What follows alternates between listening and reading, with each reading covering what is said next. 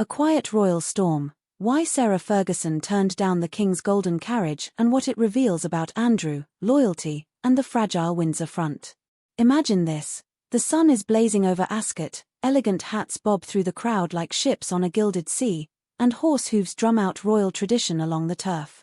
It's the very image of the British monarchy at its glittering best. So when news broke that Sarah Ferguson, the Duchess of York, or simply Fergie, as the tabloids have affectionately, and sometimes cruelly, called her for decades, had been invited by King Charles himself to join the royal carriage procession, everyone gasped. This was supposed to be Fergie's grand moment back in the spotlight, a velvet-gloved signal that after years on the outer fringes, she was being properly welcomed back. After all, it's been nearly 30 years since she last sat in one of those ceremonial carriages. Think about that. 3 decades of polite sidelining and whispered snubs. Now the king had offered her the kind of high-profile stage she hadn't seen since Diana was alive. So why did she turn it down? And what does that choice say about the tangled loyalties, painful pasts, and still twitching scandals haunting the House of Windsor? A long road from disgrace to tentative redemption. Let's rewind. Fergie and Prince Andrew's love story started like a page out of a glossy romance, the spirited redhead marrying the Queen's reportedly favourite son, 2 adorable daughters following, and endless photo ops showing off their playful charm.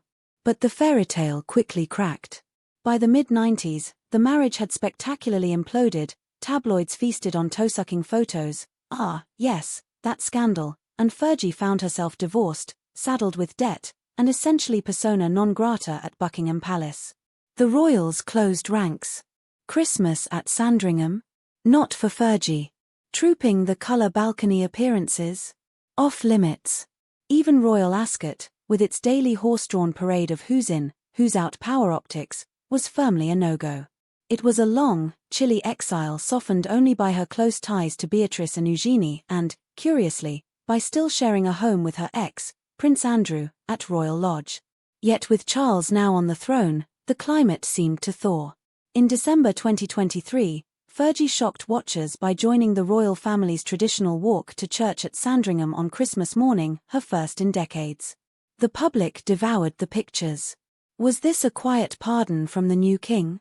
Then, just months later, she popped up in the royal box at Wimbledon alongside Princess Beatrice, taking her first VIP seat there since sharing one with Diana in 1988. Cumore raised eyebrows. It looked like the prodigal Duchess was finally being folded back in. The Ascot invitation that shook the palace. So when King Charles extended an invitation to Fergie for Royal Ascot 2025, insiders weren't entirely stunned. It made sense. The king, 76 and facing his own mortality, seems keen to project a united family, or at least a carefully edited one.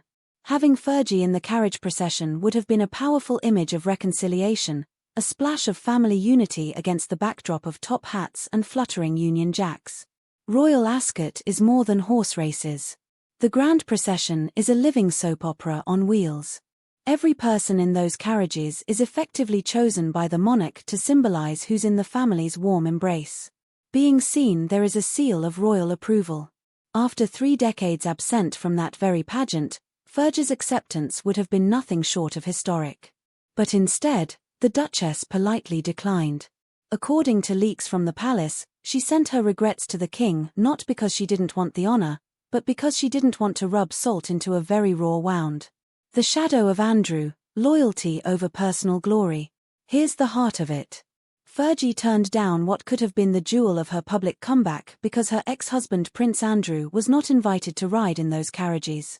While the Duke of York was permitted to attend a discreet pre-racing lunch, he remained banned from the public procession. This is a man who once revelled in royal pomp, who loved the ritual and visibility. Being shut out of the very ceremony he used to savour must have stung deeply. And Fergie, ever loyal to Andrew despite their divorce and his spectacular public fall, apparently couldn't bring herself to shine in a spotlight from which he'd been banished. Imagine the awkward optics. Fergie waving from a gilded carriage in front of the cameras, while Andrew was left skulking behind closed doors. For all her hunger for acceptance, she reportedly chose instead to shield him from that humiliation. It was an extraordinary show of solidarity, a messy, complicated brand of love that still ties them together. A bruised prince, a protective duchess. Prince Andrew, as the world knows all too well, has spent the last several years mired in scandal. His friendship with convicted sex offender Jeffrey Epstein detonated his reputation, culminating in that car crash BBC interview and a civil lawsuit settlement with Virginia Giuffre. The fallout was catastrophic. Queen Elizabeth stripped him of his military titles and banned him from using his Royal Highness in official contexts. By early 2022, he'd been forcibly retired from royal duties. Royal Ascot's grand procession, therefore, is off-limits, a very public reminder that while Andrew might still be tolerated behind palace walls, he is persona non grata when it comes to showcasing the monarchy to the world. Watching Fergie step into that spotlight without him would have driven the point home cruelly. So, she didn't. Why this matters more than it seems. Some might say Fergie missed a golden opportunity. After all, her gradual return has been cautiously championed by King Charles. Letting her appear in such a high-profile event was a royal stamp of forgiveness. Declining could be read as throwing it back in the monarch's face. But in truth, this shows just how fiercely she prioritizes the emotional terrain of her ex-husband and their daughters over her own image. It's the same protective instinct that reportedly led her to help keep Andrew out of sight during Christmas gatherings in recent years, so he wouldn't become tabloid fodder all over again amid fresh rumors about overseas business ties or Chinese spy whispers. Her decision reveals not only where her loyalties lie, but also highlights the awkward dance the royal family must keep performing, torn between presenting a modern, clean front and dealing with the uncomfortable reality of Andrew's continued presence in private. The royal house divided, still pretending unity. King Charles may have welcomed Fergie back in small doses, recognizing that she's mother to his beloved nieces and that the public is surprisingly forgiving of her past stumbles. But Andrew is still the royal family's greatest liability, a ghost haunting every big event he cannot attend. By declining the Ascot procession, Fergie essentially admitted that the family is still divided by scandal. Even with Charles eager to smooth things over for the cameras, some truths are too messy to parade down the track in front of clicking shutters.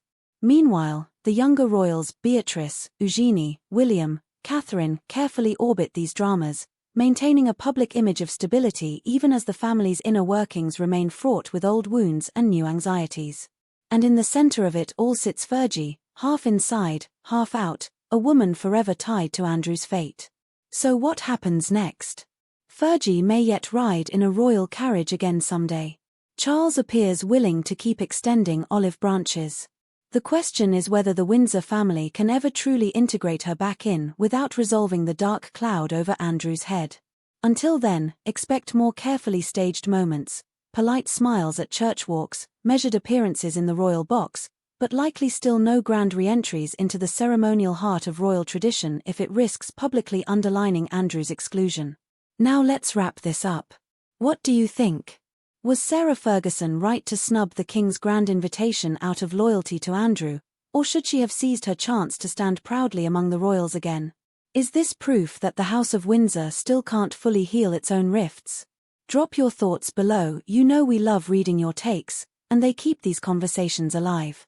If you enjoyed this dive into palace intrigue, give us a like, subscribe for more unfiltered royal drama, and ring that bell so you never miss what's really going on behind those gilded gates.